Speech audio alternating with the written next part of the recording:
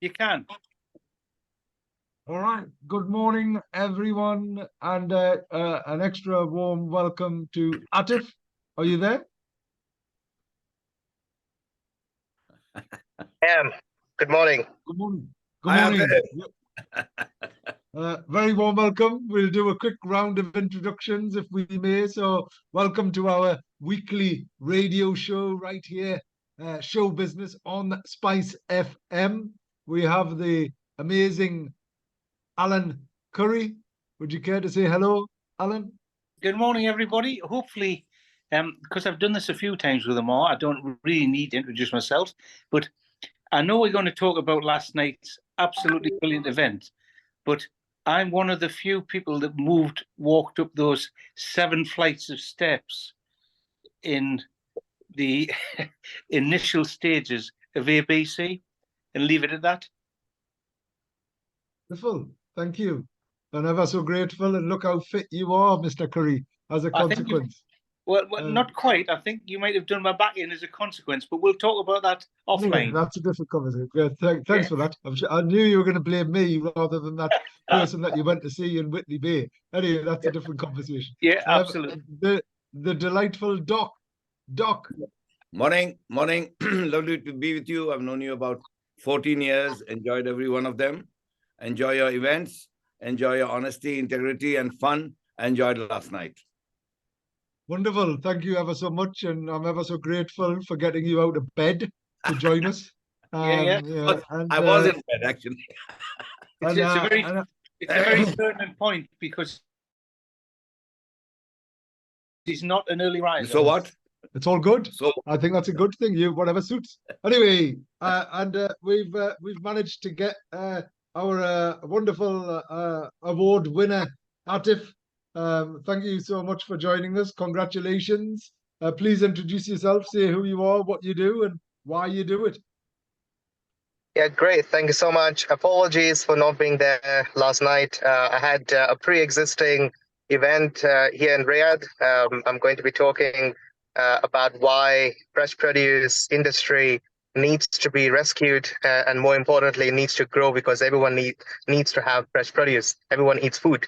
So that's one of the things I'm here to do. So I was a bit gutted not to be there, but I was glad to see. I saw the video shared by a wonderful Doc. Thank you so much, because at least I saw what happened.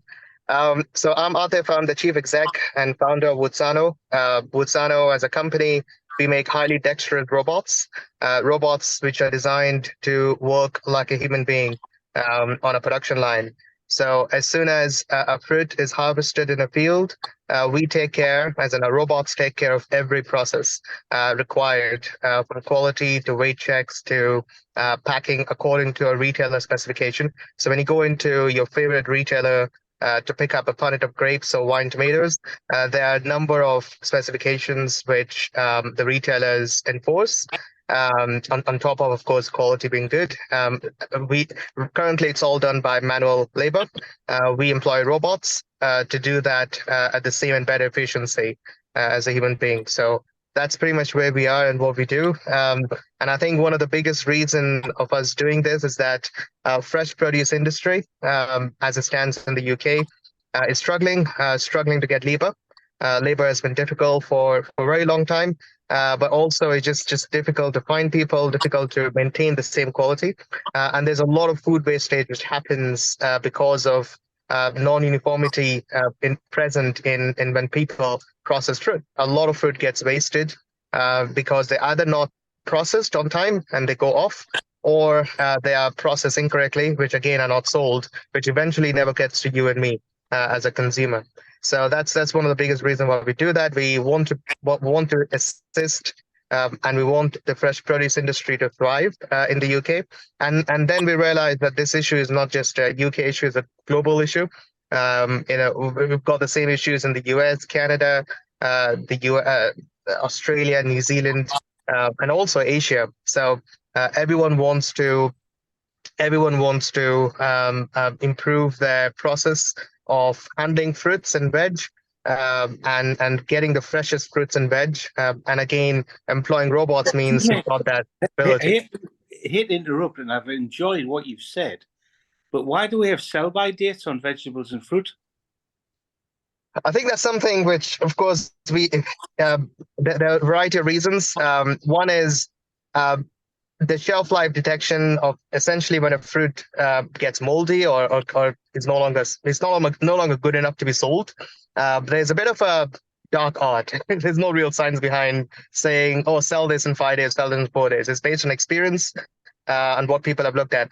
Essentially, when I say sell by, it doesn't mean the fruit goes or vegetable goes bad. It just means that the likelihood, based on what they have in their previous experience, the likelihood of this fruit going moldy or getting a bit dry or whatever the fruit might be.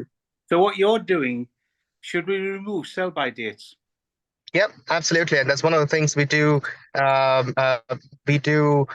Lobby with our customers as well, because it's not just the sell-by dates; it's also knowing what fruit you're packing. The ability to know how long a fruit will last means you can push and sell a fruit even if at a lower cost to people. Because if you know when the fruit is going to really go bad, and you can sell something in 2 days as opposed to 5 days, you can sell that cheaper. I'm sure you can see me smiling. So the next step for that question, I'm sorry, Ammar, but just it being very interesting, I guess. So the packaging is really relevant to what they call it, disposable plastics, etc., etc. How do you get involved against sell-by dates and packaging?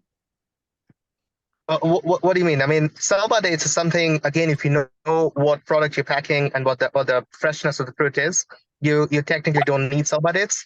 But in terms of, are you saying, are we going, do we want to go to? I'm wondering what the link is between sell-by dates and packaging when you put them in the sort of. Well, I think that's probably a question, Alan, for more of the supermarkets and people like Right, this. okay, yeah.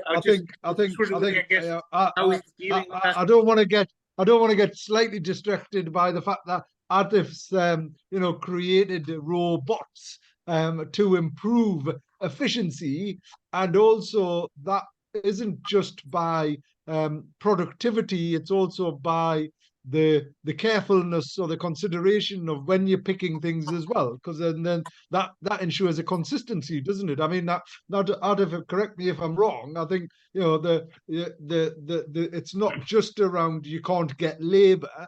It's also by using a robot you're going to get the same consistent and constant approach, regardless of whatever time of day it is, because naturally, if I'm picking whatever it is, by the end of the day, I'm going to be slightly more tired. The likelihood is I'm going to be slightly more potentially aggressive or not as aggressive as needs be. There's all of these variables that exist in human nature, whereas what you've created allows for efficiency as well as consistency. Is that right?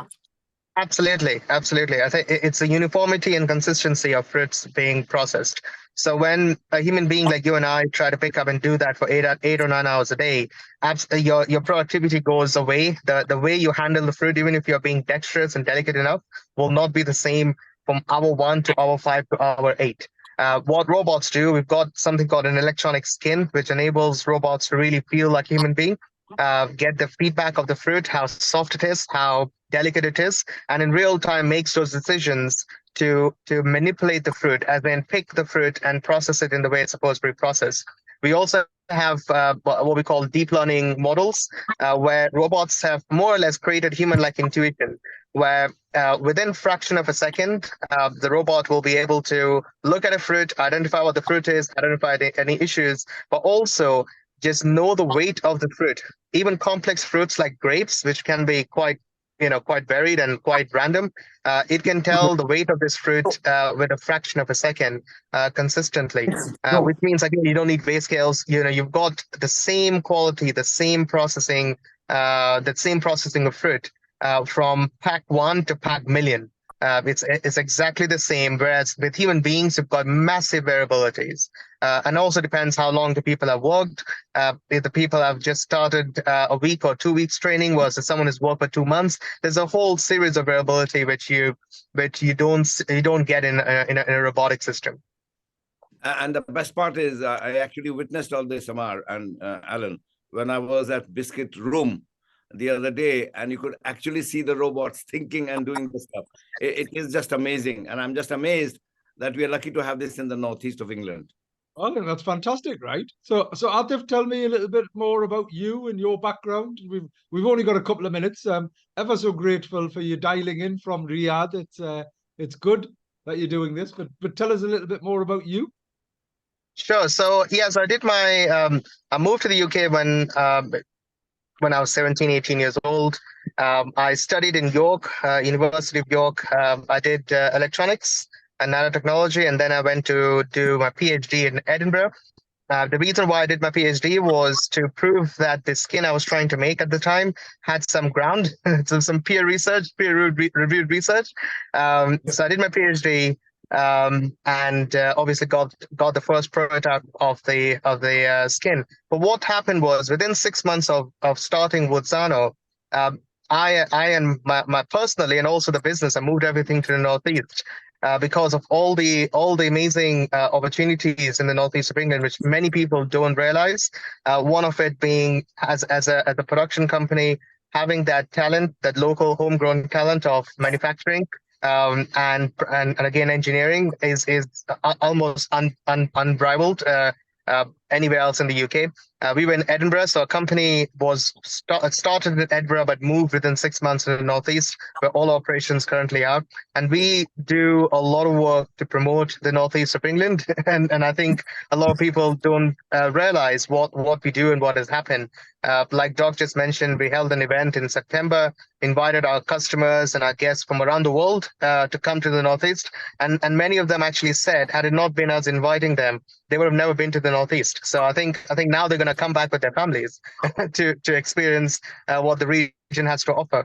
So that, I think overall is, we this is our home, and we do everything. We are blessed to be here, all of us, everyone in the team, and we also shout at the top of our voice what the region has to offer. Fantastic. Well done, Atif. Thank you for that. And that's exactly what last night was all about. Recognizing the significant talent we have, and in particular, recognizing and celebrating both our ethnicity as well as the impact of those individuals, regardless of that ethnicity. May I ask how long you're in Riyadh for? I'm here for about 4 days, and then I should be back to the UK. Right. Okay. Interesting. I'm on my way out there next Thursday. That's the reason why I was asking. But all right. Okay. Well, drop me a line. We're connected. Drop me a line. I should be around here. All right. Excellent. All right. Thank you for joining us. Congratulations once again. We look forward so to formally presenting Bye-bye. your award when you get back. Yep. And well done. Goodbye. Thank you. Bye-bye. Bye-bye. Bye-bye. That's one of our award winners there, Atif.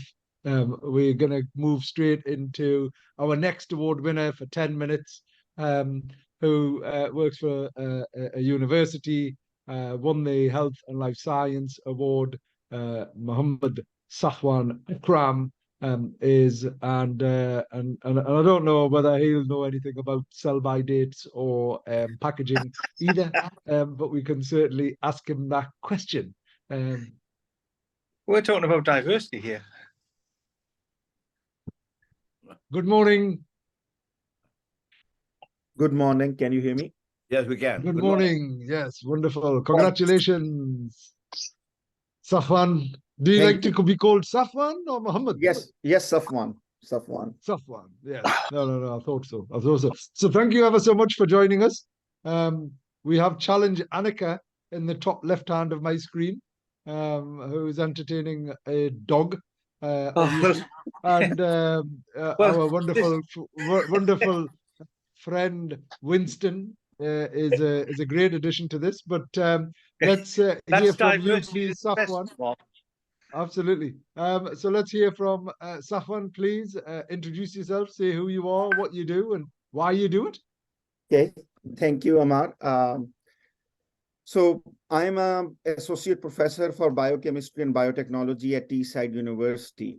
And let me explain you a bit about my research that what we are doing. So you might have heard about historically, like as a human race, we have been very good in tackling antibiotics, particularly infectious diseases. And, we just had a big COVID scare, but we never had the ability to treat genetic disorders. But now we can treat genetic disorders such as hemophilia, such as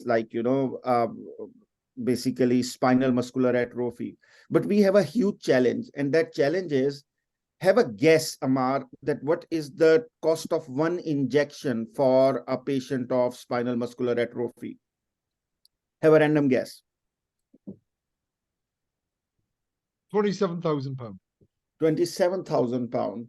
So it is $2.1 million for one injection, just one injection. Yeah. And why is it so expensive? Well, part is to do with the quality of life, and it basically is a cure rather than just a symptomatic treatment. But the bioprocessing cost is too high. So the current efficiency of the process is 16%. So in my lab, what we have been doing is to basically improve that bioprocessing. And this doesn't only apply to gene therapy. So we have been working a lot with companies such as Fujifilm Diosynth Biotechnologies to basically make the overall processing of monoclonal antibodies cheap as well. So for example, you must know patients with rheumatoid arthritis, yeah? So if you treat patients of rheumatoid arthritis with small molecules like paracetamol or methotrexate, you end up spending not more than 100 pounds per annum.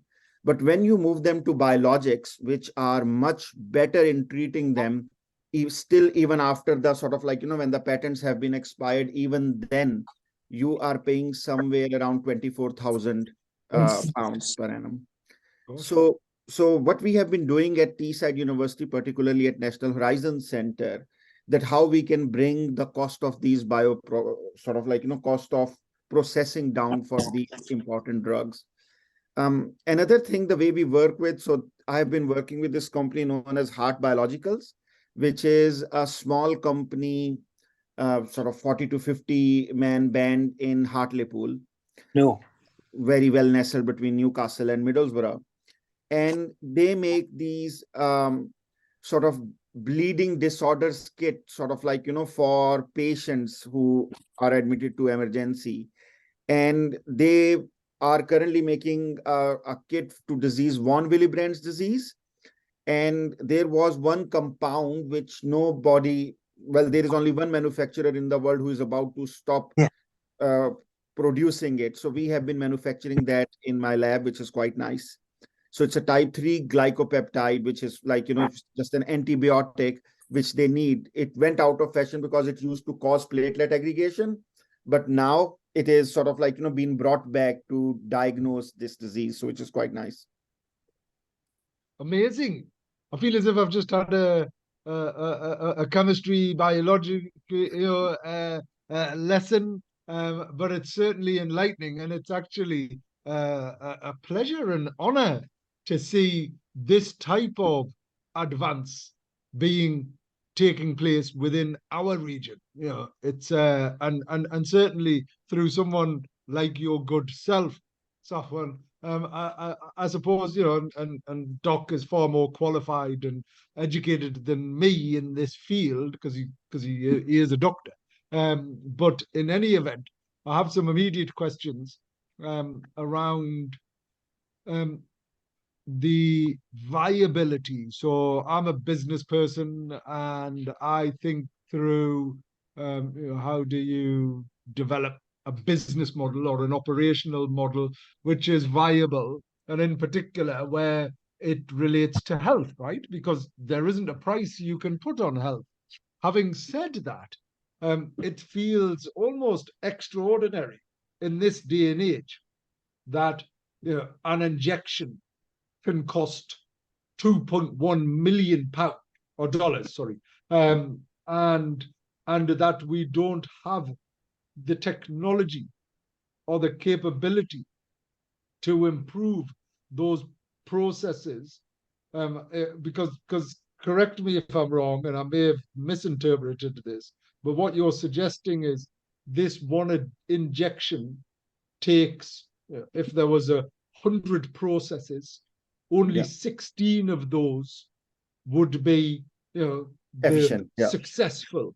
Is what you're saying. So it takes 100 attempts to create something that is sort of. I think it takes even more time, but the process is like 16% efficient, which is quite poor. So Ammar, I got your point. So let me give you sort of like the challenge here. Historically, when we look at bioprocessing in general, because we as human race have been very. So sorry, excuse me, one second. Bioprocessing, for those uneducated and illiterate individuals like my good self, I might have a broad understanding, but just for the benefit of our audience, Safwan, please, bioprocessing, what does that even mean? So basically, how you take something from sort of like, from the beginning, whether it's you're producing it in bacteria or animal cells, to a drug form. So how do you basically take it from the raw material and ultimately process it as sort of, so that you can give it as in a drug form to patient. Okay, so we sort of like, bioprocessing encompasses all that. Right, okay. Now you have raised a very good point. So why, for example, industry has not been innovating to the extent that the costs of these shouldn't go that high? Yeah, we have always put healthcare systems in a form that we will always have the money to pay for that. Yeah, it's not only UK, America has done the same. So it was only until COVID that they went like, oh, we need to bring the prices of these down, and it became to the forefront. It's a bit late, but I'm glad that as a society we are there now, that this sort of research was never the forte of red brick universities, for example. They would go like, well, a few efficiencies in the bioprocessing, who cares? Yeah, but it's very much in the last 3 to 4 years we have seen this much momentum, which is quite nice to see. But for example, there are certain things about market pull and market push. So Gates Foundation have been sort of like, doing this amazing project where they want gene therapies for sickle cell disorders, where patients' hemoglobin is affected to the extent that they cannot breathe properly. Now, who is most affected by this disease? Most of the African continent. Now, if you go to sub-Saharan Africa, who would pay for it? Yeah, so that will be like a treatment which is costing millions of dollars.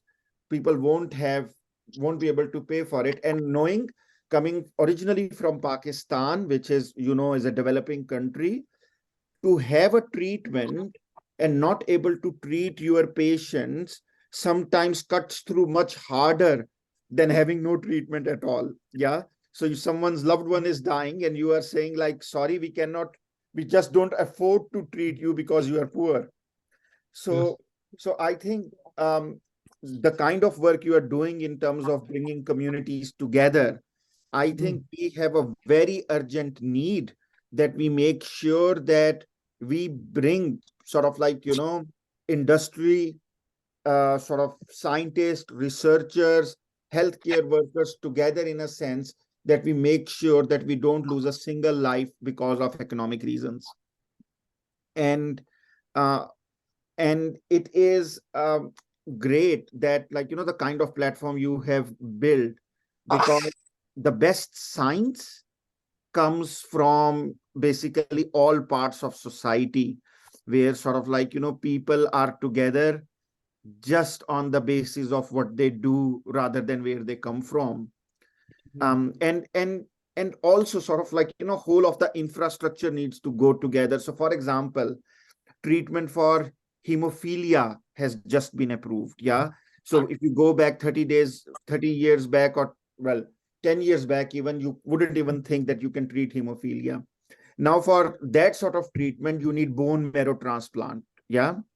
Just to give you an example, in America, just in America, United States alone, I'm not talking about the continent, you have around 200 blood transfusion centers where you can have that sort of like, operation.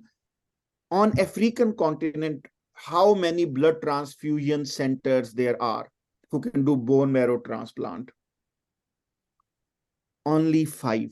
For the whole continent, only 5. Yeah, I'm not talking about Nigeria or Egypt, whole continent, only 5. So that is the situation you are dealing with. And unless and until we get a lot of you sort of like, in Africa, bringing that community together, bringing Americans and Europeans along, we don't have an easy solution to this challenge.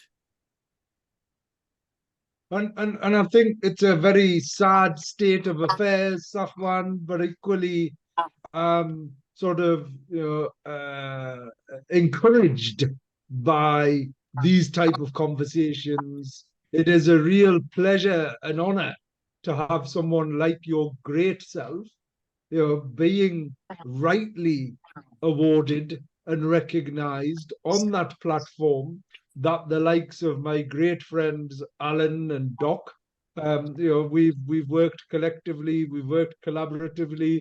It's nice, but it's remiss of me to take any limelight whatsoever, given the fact that we have such great people working collaboratively, co-creatively, and now you're part of this journey as well, right? Because you're not only educating us on these type of things, but you're actually doing something about it. So, we can quite comfortably become your messengers. You're absolutely right to highlight the despair, the disparity, the disadvantage that exists in Africa, in Asia, in these poorer countries. And I suppose the remedy is twofold. One is, well, the only reason these injections are $2.1 million is because someone's prepared to pay $2.1 million is one of the things, right? And that creates that divide. The second thing is, because somebody's prepared to pay $2.1 million, why, as a pharmaceutical company, would I sell it for $21? Or why would I make an effort in investing in better processes or better approaches to reduce the cost of that, right? So there's a bit of a monopoly there in this regard. And for me, it's about, public sector, like our great, sort of research centers at the National Horizon Center, with the NHS, with all of the money that we collectively contribute to fund our public services, which should be and could be doing a lot more around innovation rather than relying on the preserve of the private sector, who clearly are there for the money. And I understand that and I respect that. In fact, I'm a business person, right? I do business to make money. If I didn't, I wouldn't then be able to do all of the other things that I could and should do. And I've seen firsthand what innovation can take place, clearly what you're doing, and my fortunate experience with, the academic health science networks and various other departments on sort of developing the innovation pathway, supporting that and bringing that all to life. So I've seen firsthand what collaboration and co-creation can do. We just need to try and accelerate it, right? Ammar, you are extremely right and on point. It actually, it is quite poor to see that, for example, if you look at politicians, apart from Bernie Sanders, who was sort of like, one of the presidential candidate from Democratic Party in the USA, he made sort of drug prices as one of the slogans of his election campaign. Otherwise, I have not seen any politician talking about it. And one of the things, I think one of the reasons that we are in this sort of state, that we never see that politicians are happy to take sort of difficult or detailed discussions in their sort of like, open meetings and town houses. They don't even try to understand. Like the best example we have just seen that where all these oil companies made a lot of money. But we didn't see much sort of like, from the politicians that how they can essentially work towards bringing the cost of living down during these tough times. And I think when people like you and other sort of like, leaders of the society say that public money should do more for them, it's really great to hear. And on one hand, like coming sort of like, looking for a predominantly Muslim background or Islamic country where people spend so much money on zakat, on charity. I'm amazed that why the same people don't actually put money towards research. And I think there are lessons for a lot of developing countries to learn from UK, where, for example, in UK, you have Cancer Research UK and several great charities which are actually have provided the sort of like, charity money to flow into research in countries such as Pakistan, India, and most of the part of Africa. I have now never seen that this model is replicated. So it will be great to see that, like, the whole world follows something which is successful. Wonderful, wonderful. Well, let's thank you ever so much.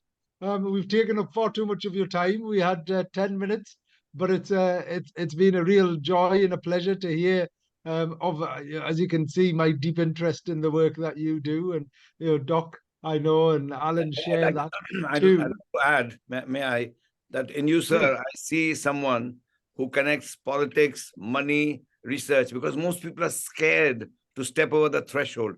I'm a pure academic. I don't care how much it costs. I'm a politician. I just want the votes. It doesn't matter at what cost. So I love that holistic approach that you have, sir. Thank you. Thank you very much. And thank you for having me. And please keep up this good work, what you are doing.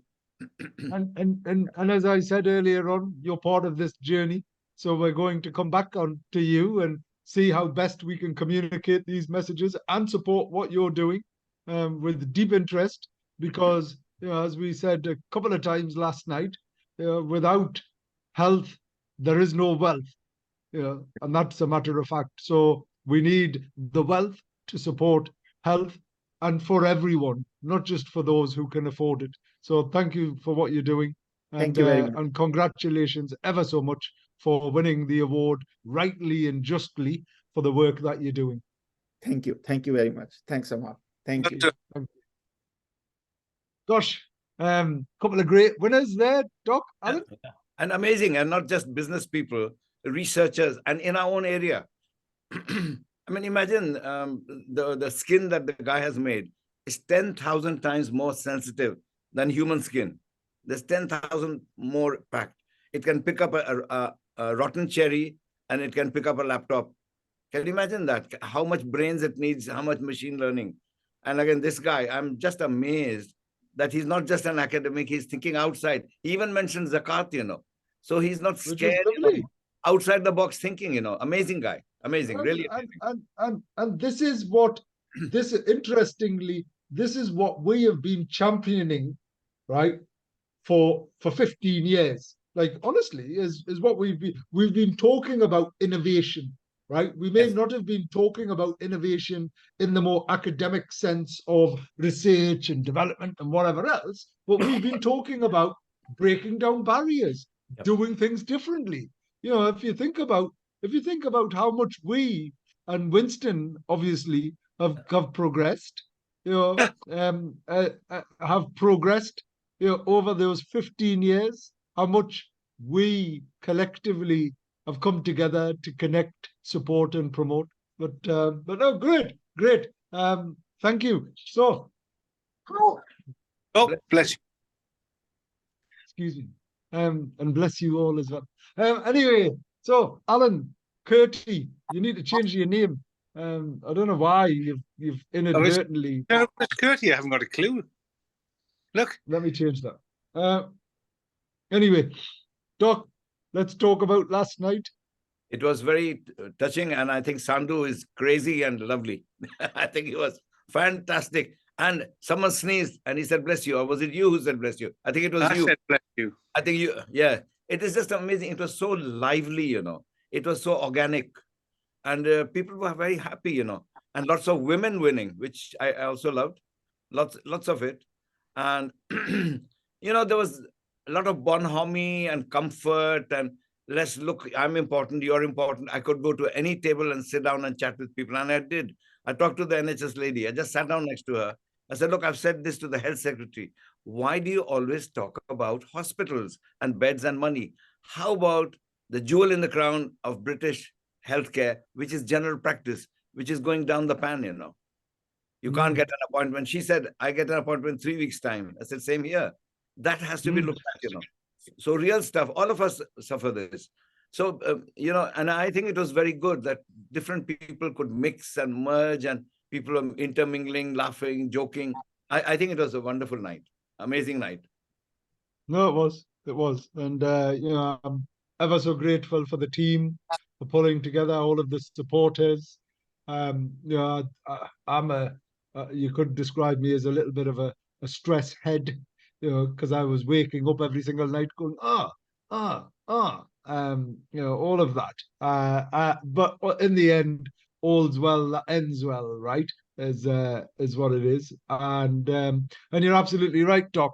The year on year on year, we get you know, everybody goes, it's the best event. Like the amount of people who said who hadn't previously been, who have said, I'll never experience anything like this again. I'm never going to see a black tie dinner like this.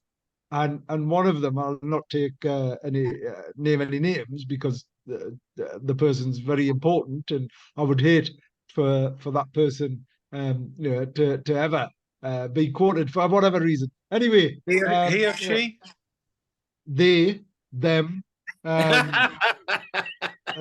anyway, they were like, I'm at another black tie dinner, and I've come to this room and I've never seen this room like this.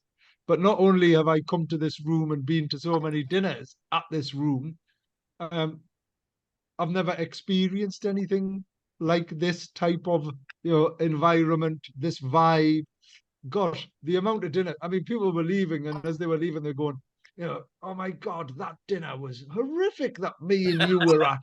You know, and I'm thinking, I don't want you to ever criticize anybody else's dinner. That it's not a competition, right? But and I was taking it more as a compliment rather than a criticism of others, you know, as in comparing, because it's just totally different and it's unique. But you're right, Doc. You know, the fact that everybody's welcome, everybody's comfortable. You know, Tommy's outrageous, and he is. You know, it's like it is, but he reads the room. You know, he was obviously using me as a both a stick and a carrot. You know, sort of going, all right, yeah, and all of that.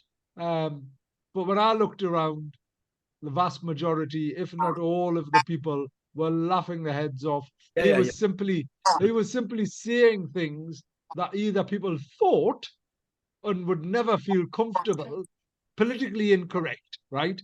But people think those things, would have thought them a few years back or whatever it is. I mean, it was an adult event. So, you know, in any event, it is what it is. And Jeffrey was so good as well. That, you know, he just got up and he just sings his heart out, doesn't he? Jeffrey does. Yes.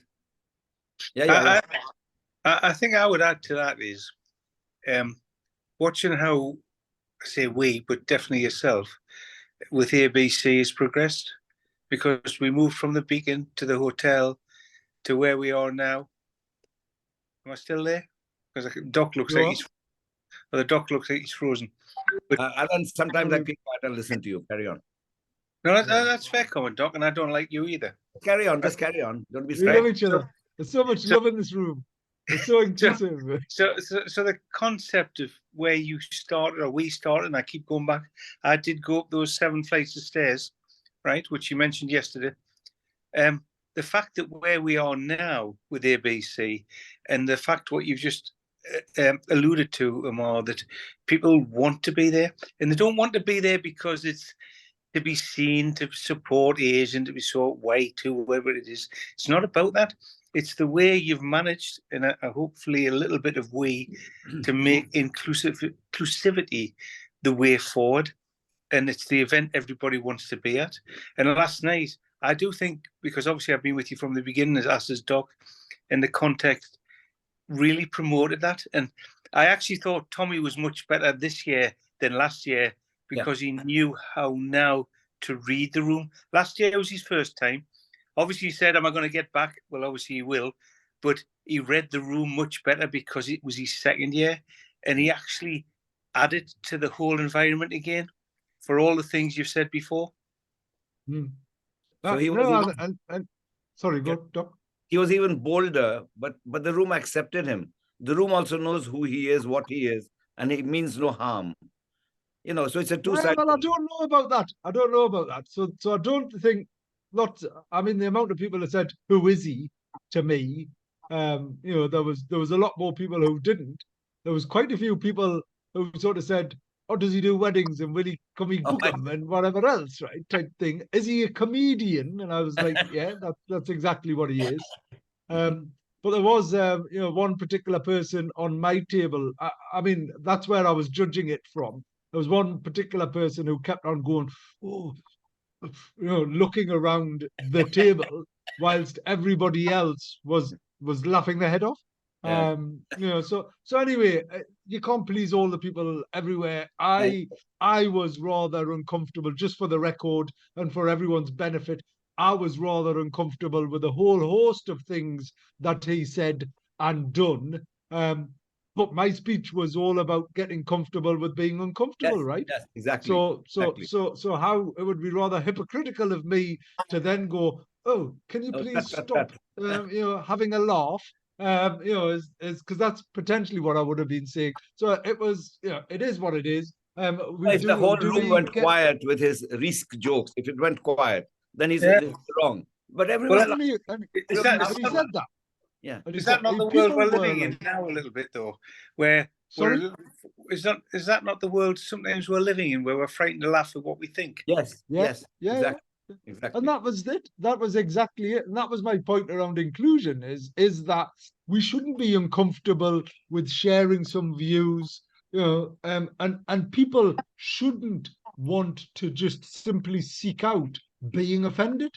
You know, as in that this is what people are looking for. Oh my gosh, you've offended me. You know, as in, and unless you're offended, there's something wrong with you. Unless you take a side, let's just go back sorry, Ammar, let's just go back 5 minutes. The doc offended me, right?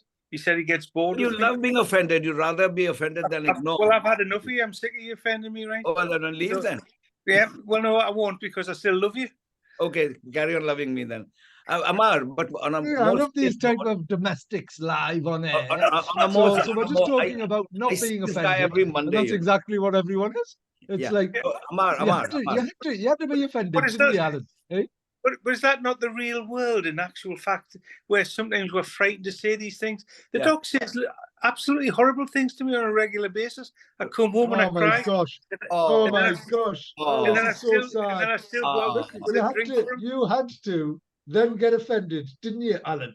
The whole point of this conversation was sticks and stones, and then all of a sudden you started going, but names will offend. But once, because I'm trying to be sort of net zero, I use my paper tissues, wipe my eyes, and then go back out for a drink with them. I hope you didn't. I hope you used green paper tissues. I hope they're honestly, it goes without saying. Right. Because you've got the green thing behind you. Can you remember the tracing paper that you used to get in school? Yeah. Why did you have tracing paper? Excuse me, we used to use toilet paper in days gone by.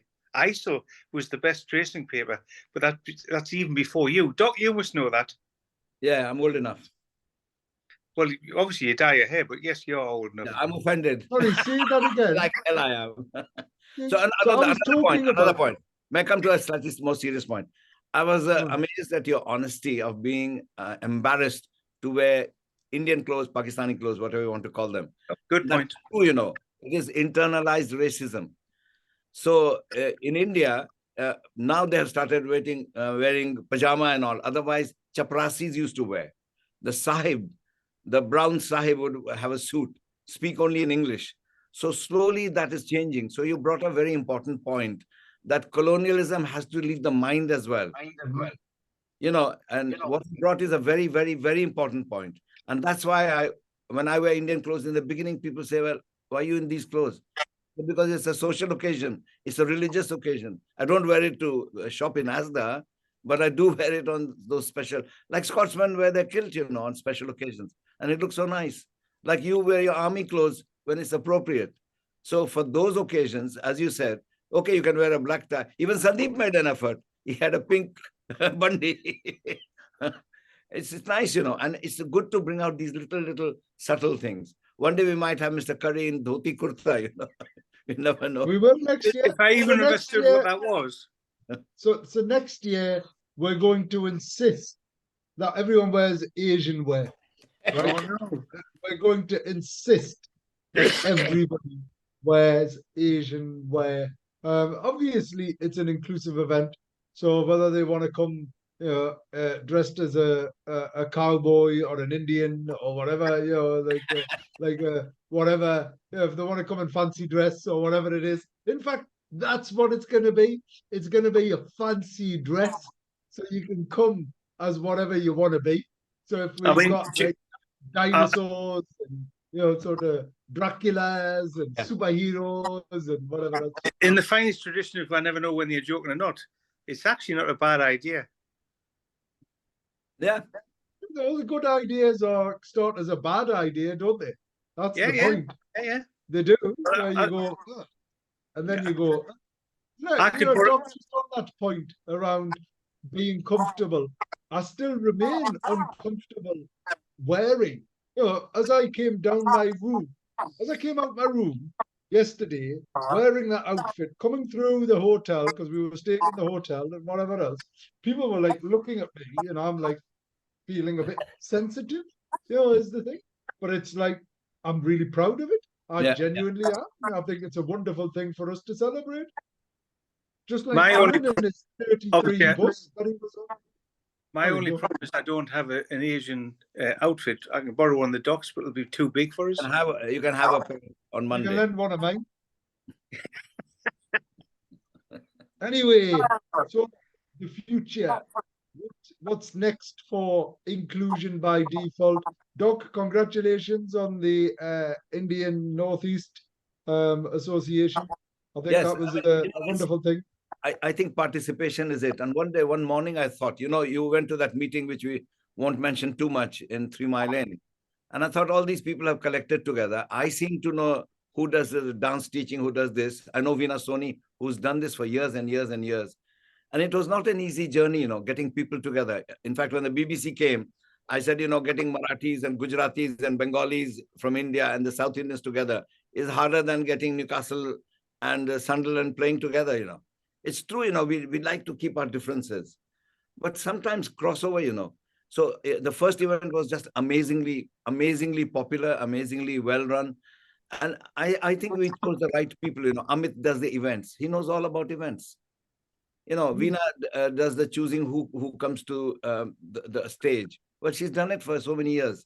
So because I'm up and around and through radio and through contact with ABC, etc., I seem to know who has got what experience and talent and who will give it willingly. So it was wonderful. And thank you extremely much for giving us a table last night. It was really lovely. And one of the ladies Indian ladies gave me a hug and said, 20 years ago, we used to do all this. Thank you for waking all that up. I mean, that was the best possible compliment there could be. It really was. It really touched my heart deeply. Otherwise, they had given up on life. They are grandmothers. They look after the children. Yes, but you need some joy as well outside the family too. And that's what she was saying. Well, let me just build upon that in the context of promoting and supporting. Obviously, a lot of times when the tables are put together, you don't know who you're going to be sitting with, right? So I think it was sitting with Nav, who you've helped with his potential with the IA viewpoint and how he's progressing that through Nepal and otherwise.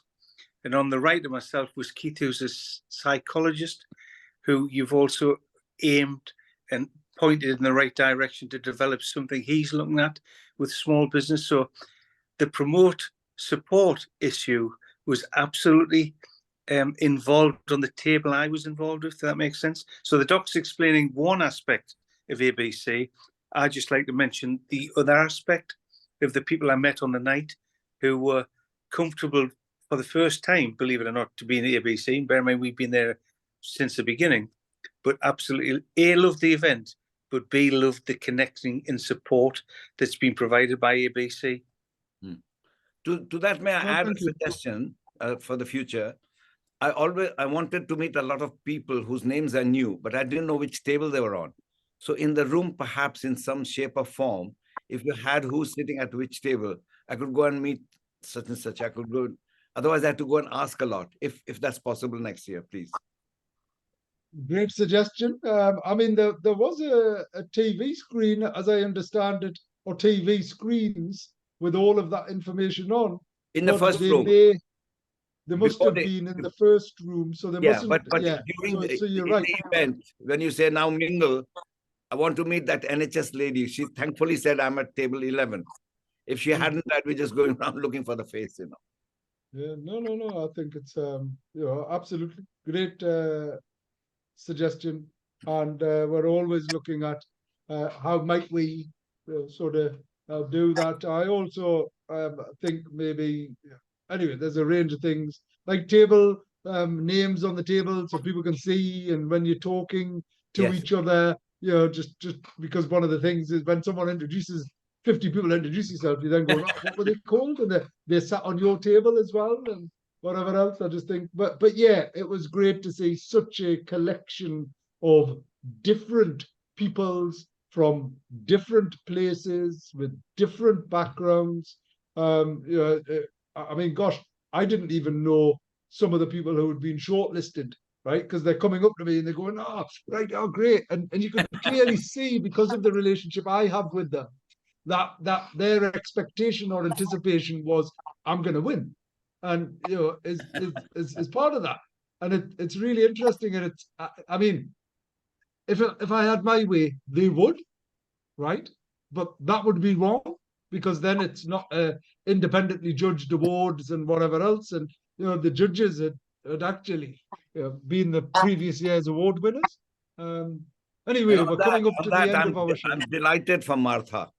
I'm so delighted. And the poor thing, she didn't know what to say. She was so overwhelmed with. No, it was very well deserved. It was very well. It's totally overwhelmed. She didn't know. I don't know what to say. Thank you. No, it's an excellent point, Doc, that Martha is a bit of a pivot within the SME stroke ABC. Yeah. Well deserved. And it's always nice. I mean, he stitched me up a couple of years ago, but it's always nice in some ways when you get stitched up, but you also appreciate the recognition. I know, it's important. It's important. Anyway, thank you, Doc. Thank you, Alan. Come to the end of our show. Next week I'll be in Riyadh, so I might even do an Atif and dial in from over there. Why not? Well, don't worry if you're not there, Doc, and I'll just do it.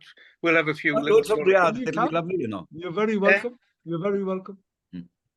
I think you should. The Doc and Allan show. Actually, I've got that wrong. The Allan and Doc show. Obviously. Yeah. Anyway, on that note, thank you very much. Take care, everybody. Thanks, guys. Goodbye. Thank you. Goodbye. Bye for now. God bless. Bye. See you Monday, Doc. See you Monday. Bye.